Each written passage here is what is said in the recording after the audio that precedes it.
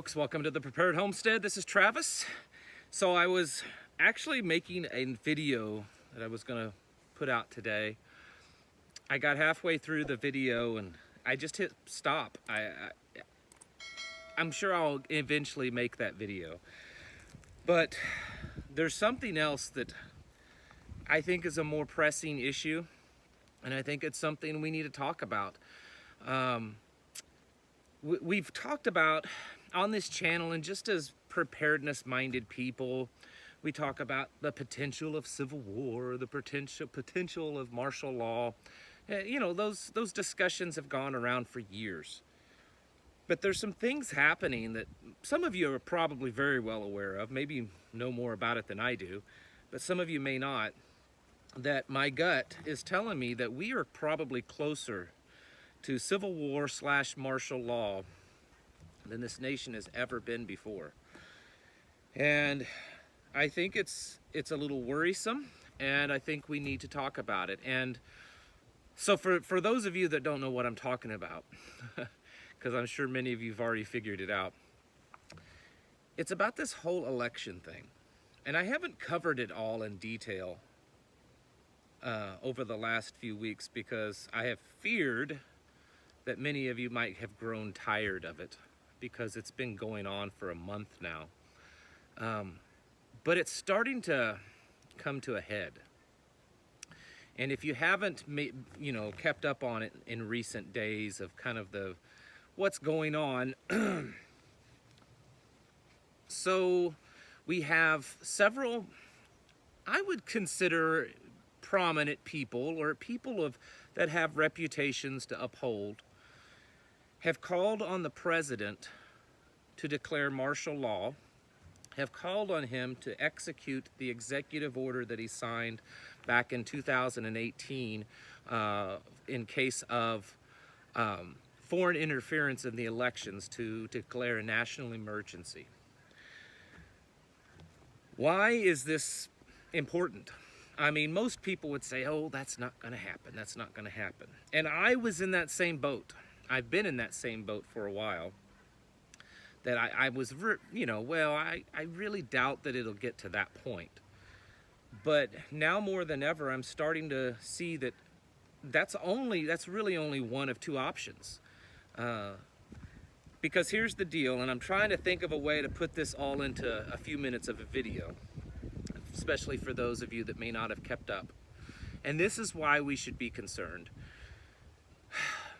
I understand that the president has his legal team, and then there's the Sidney Powell legal team that are doing everything they can to expose the corruption, and I do believe that there is. To me, this is not about who wins the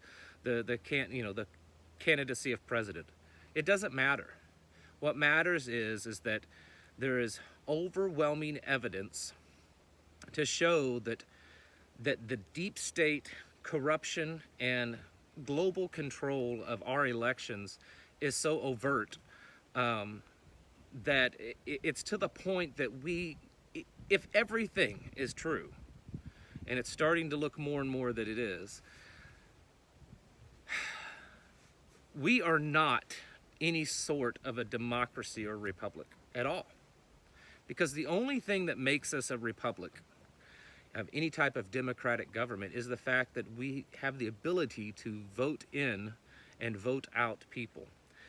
And if that ability is taken away, except for the facade that it's there, but the real power is taken away and it's controlled by whoever controls the computers and the code for the computers, then we're under the tyranny of whoever holds that power to control those computers. We're no longer a free people. They only allow us to live under this facade. So it's a pretty big deal. And I understand that so it's not about who wins the presidency right now. It really isn't. It's about uncovering this and exposing this. Now, I'm trying to get to my points here because there's so much I want to say, and I'm trying to put it all into the words, so please bear with me. Some of you probably know where I'm headed on this. If nothing is done. If nothing is done, and we just kind of go about as business as normal, the people that are behind the curtain, the deep state, the cabal, the whatever you want to call them, whatever they are, the ones that are the ruling, that's running all this, they're not going to stop, because they're going to know, well, wait a minute, we've been exposed and they still did nothing. Then there's no longer a facade. They're not going to be required anymore to maintain this facade that we live in a democratic republic, right? Because that facade has been destroyed. And if they're able to just go about as normal, then what's the point of them pretending like we're free people? They will absolutely take control. The deep state and that's just permeated this government, it'll be way worse than ever before. And we will completely lose what little bits of freedom and liberty and a government that is by you and I, the people, it will be gone. The other option is to have a full disclosure, expose it, and deal with the chaos, because there's going to be chaos if that happens. If we're able to absolutely expose this and they're able to prove their case, the amount of chaos that will ensue after that is going to be, it's going to be epic. I mean, there's just no way around that. Once the average American, it sinks in and they learn that this whole process that they've lived under is all fake, that it's all fake, that there's nothing real to it, that for years the ability to change elections is so simple, of a click of a mouse, or to, manipulate the vote so easily, it will drastically change things. But here's the deal. In following the things that I am and reading the things I've been reading, there's a growing concern with these legal teams that there's just not enough time, because the electors of each state are slated to cast their vote in about a week's time from now. And according to the Constitution, the way I understand it and the way I've been reading that others understand that, once they cast their vote, it's pretty much set in stone. And there's an uncertainty of whether the Supreme Court even has the authority to step in and reverse that. It's a lot of people believe that once those electors say, this is who we're voting for, it's a done deal, okay? So how do you stop that?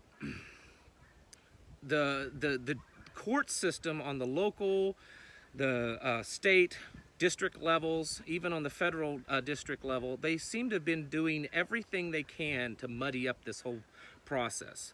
The bureaucracy and red tape is gotten pretty thick. And so it's slowing down these legal teams, Trump's legal team and Sidney Powell's legal team, from the best that I can understand. And the belief is that no matter what they do at this point, they're not going to be able to present their cases and have any potential changing the outcome of the electors just within the next few days. Of course, the other option has been, or the other way that they're attacking it, is they're going directly to the state legislatures, of course, getting them to appoint electors on their own, regardless of what the actual vote in the state is. It appears that that's what's going to happen in Pennsylvania. They've started the hearings in Arizona, so that might change there. But I don't think that even if those two states change, I don't think that's enough to change the overall outcome. So the possibility of going that route to the point that it would change the outcome and totally expose this is pretty slim also. Because we all know that if Joe Biden actually gets in office, this whole deep state, this whole this whole cover up, this whole creating this little facade, and it's only going to get worse, okay? It's certainly not going to get better, I believe, if he gets into office. So the point that I've been rambling for 10 minutes is, there is a growing movement to encourage the president to declare a national state of emergency and martial law before the electors meet, because the belief is that's the only way to stop this. And there may be some argument, and I have heard opposing arguments to this theory. And I'm at the point now that I believe it's correct. I'm not saying I want it. In no way do I want martial law declared. Mostly because I don't trust Donald Trump that much. Declaring martial law puts an absolute amazing amount of power into the hands of the president. And no matter how good you might think Donald Trump is, I don't know that any person is good enough, in my mind, to handle that level of power. But a lot of experts that I've been reading online have come to the conclusion that at this point is the only way to stop this. That in, I think it is 7 days, the electors meet and cast their votes. And once that's done, it's done. So if they're not able over the next 7 days to get those electors to cast a different vote, Joe Biden becomes president, and it kind of goes on from there. And again, a lot of people are believing that the only alternative is to declare national emergency under the executive order that Donald Trump signed back in 2018, and through that executive order declare martial law, thus suspending the whole election process. He could, in theory, hold a new election or suspend the whole election process until it was determined who actually won the vote. And there's a lot of people supporting that right now. The problem is, folks, if that happens, and I'm at the point, I'm almost completely convinced that that's the only way to stop this. I'm starting to lose confidence that exposing all this corruption can be done through the court system. It's extremely corrupt, and they're dragging their feet. And while they may eventually get their day in court at the Supreme Court level and are able to present a case and win, the odds of that happening in the next 7 days are really, really slim, unless they have some wild card they haven't shown yet. And so the point is,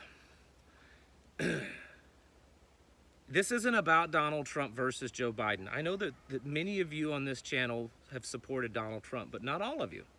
Some of you don't support any president. Some of you do support Joe Biden. Some of you are libertarian. Some of you just don't vote. It's not necessarily Trump versus Biden anymore. I've said all along, I don't think Biden as an individual is very threatening. It's the people behind him that will control everything. Those are the ones that are threatening. And it's the deep state. And I mean, how much more proof do you need when both Republicans and Democrats are coming out against the president, against Donald Trump? There are very few Republicans supporting him on this. And it's not about his policies that they're not supporting. It's this whole exposing the corruption in the election. And I'll admit, at first, I believed that there was corruption, okay? Because I've always believed there was corruption. There's always been fraud in our elections. But I wasn't sure how they could actually prove it.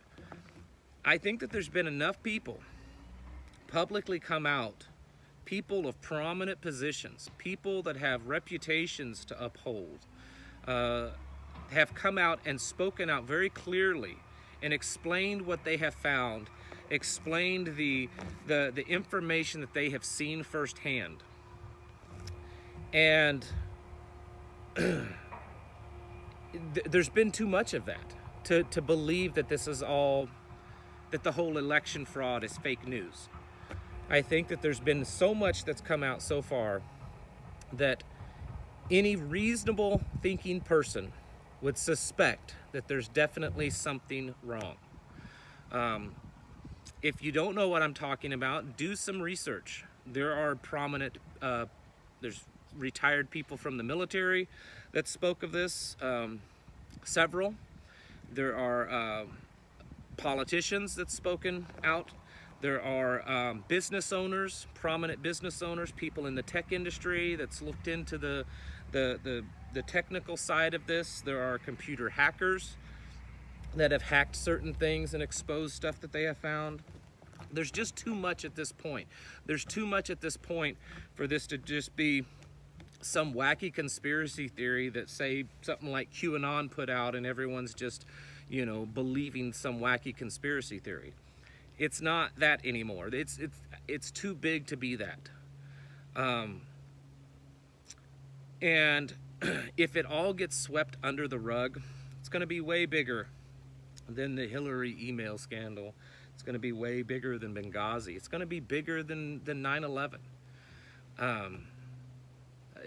We're at a crossroads, and if the bad guys, the deep state and stuff, if they win this battle that we're involved in right now, I'm afraid that it will be the battle that ends all. That they will know that they have completely won, and then they can do whatever they want and get away with it. The problem is that the only alternative that I'm seeing that's left is this martial law thing, and I'm not supporting it. Don't get me wrong. I am not advocating it for it. I just see that it's getting to the point that it's almost the last and only option. So, and it's there. The president signed the executive order 2 years ago for this exact reason. For this exact reason. So it's something that we need to be prepared for.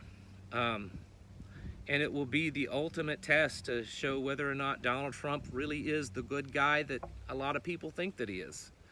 Because that's an awful lot of power.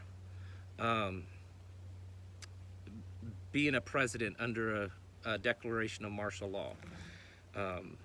It's a little nerve-wracking. And then also, when that happens, I can guarantee you the left, Antifa, BLM, all of them, it's going to be an absolute chaos. They're gonna lose their minds. You think the rioting and stuff that we saw back in the summer was bad? It won't be anything compared to this.